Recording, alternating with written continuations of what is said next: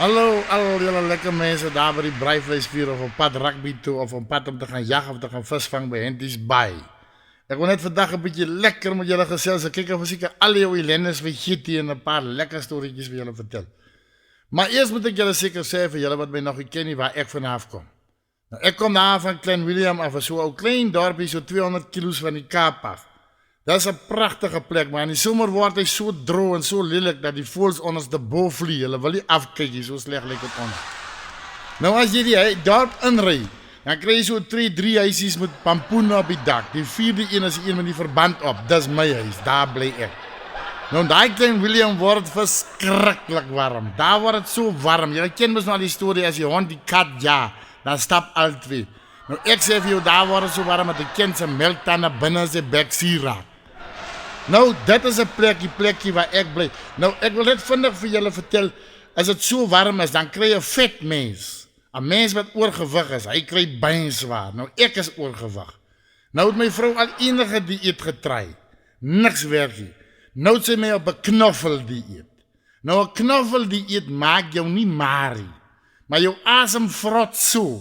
Dat die mensen zo ver van jou afstaan dat jij maar lijkt. Nou, je ziet, ik is nou zo onvrucht. Als ik die sportkolommen in die courant lees, dan krijg ik mildstift. Nou wil ik jullie net gauw vertellen dat het bij ons verschrikkelijk droog wordt. Daar die mensen ook al beginnen een beetje milies plant. En al een beetje koring geplant. En die middag doet klop iets aan die deur die zondagmiddag waar die op boer slaapt. En hij maakt die deur op, te staan daar nou 6 miliestoelen op die stoep. Hulle is nou afgevaardigd van die milieland. Hulle kom groet me. Hulle kan hierdie son en hierdie hitte en sonder water nie meer vat. En die ou staan nog even verstom. Hy draai die milies om en daar trek die heel milieland achter hulle aan. Hulle haik die taxis op die hoofdpad en weg is hulle. Die ou sê het net geleg, weer een klop. Maak op, hier staan een klomp sonneblomme, maar vrek gebrand. Die kop hang, die pit is uitgeval. Hulle kom groet ook net. En die ou sê, daar trek die heel sonneblomland. En net wat hy wil omdraai, hier kom vlieg een helikopter oor. En nou ken hulle mos nie, jy sê die ding, een helikopter. En toe die helikopter hier so omvlieg, toe draai die ou om en hy kyk hier in die gang af. Hy sê, mama, nou trek die windpompe ook, nou kan ons ook maar trek. Nou vrienden, die ou man het baie oud geword. Hy het 1 seun gehad, wat hom vreeslik geverdroes het. Sy hele lewe lang het die klang hom net kwaad aangedoen. Hy was 'n dagga rokende, kwaaddoenende, sleg vel vir 'n klang. En toe die ou man nou uiteindelik op sy sterfbed lê. Hy was ook tronk in en tronk uit, jy weet. Toe kom die klang dan nou, toe wil hy nou kom vrede maak met sy pa. Nou lê die ou in die hospitaal met 'n klomp pype aan, in sy neusgaaie, onder sy blaaie is gate. Hy lyk soos 'n motor aan 'n sandtester.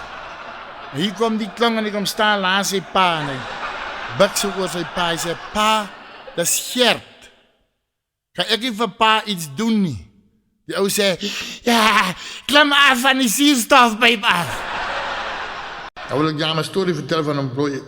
Jy weet, hy was 'n ou man toe hy getrouwd, hier by 45 en die vrou was ook nie baie jonger. En toe besef hulle nou maar as hulle daar maar 'n paar kindertjies nou nageslag daar stel, dan sal hulle moet gauw maak, jy weet, voor die fabrieke toemaak. En toe het het toch zo gekomen, dat bleef afgeleerd, jy weet, daar waar ons verblijf is afgeleerd. En hulle het toen binnen 7 jaar 6 kindertjies. Nou, je weet, die tijd is een plooie getapte man. Je weet, de man met hem 6 kinders en 7 jaar, broer, hij is getapt. Maar die fabriek, die Andy is sterk. Die Andy, die fabriek is nog fris. Zij zet ze met 2 stoelen voor. En toen op een dag, toen die oudste kindje nou met school toe gaan, dorp toe, kosthuis toe. Toen is het nou een vreselijke ding daar op die plaats. Je weet, die vorige aand is alles recht gemaakt. Die kind zijn kleren is nou al lang voor die tijd recht gemaakt. Die kostblikken is gepakt met die beschuit en die eetgoed van langs die pad. En die chefbakkie zijn olie is gecheckt. En die petrol is volgepompt bij die drum uit. Dat is nog van een groot chef customs, de oude jaren zo chef. En die volgende ochtend vroeg tussen in die bakkie. Die oom is nou achter die stier. Die enige wat naar school toe gaat, die staan nou stijf in die oom. Hand om die nek met die oom. Met zijn pepstars, schoentjes en zijn wat sokketjes en zijn vaarbroekje en zijn wat hempie. Hij had zo'n blauw kaartbord, Casey hier in zijn linkerhand. Je weet mos, as hy kaartbord keisies is 'n brandewijnbottel in hom breek smelt hy, laat jy net die hendel in jou hand. En dan sit die auntie nou hier aan die ander kant, sy het nou die ander 5. Enetjie het sy nou aan die bors, enetjie het sy aan die bottel, enetjie maak sy droog. Oh man, dis 'n gesukkel, die bakkie is vol doeke en tiete en bottels en is kos en die auntie sukkel met die kinders en maar so trek hulle dan weg. Nou is daar 'n 2-spoorpaadjie en die season trein kwam oral as 'n plaas. Nou weet die oom, hy kyk al van vroegmôre af. Die season trein vanmôre op tyd is, daar sal hulle moet vir hom wag daar by die crossing en die trein is 3 kilometer lank en dan is hulle laat vir skool. Nou gooi die oom maar die ou sy bakkie nat dat hy daar by die crossing kan kom. Maar die kingpins is op, die ou hang aan die stuur, die ou bakkie dwal. Die kenniskies is woelig. Maar die oom ry, die oom kyk net in die pad, maar soos hulle ry, sien die auntie nou hier sulke wit goed in die bosse en sy sê ook vir hom, ou man, wat se wit blomme is hy hier die tyd van die jaar?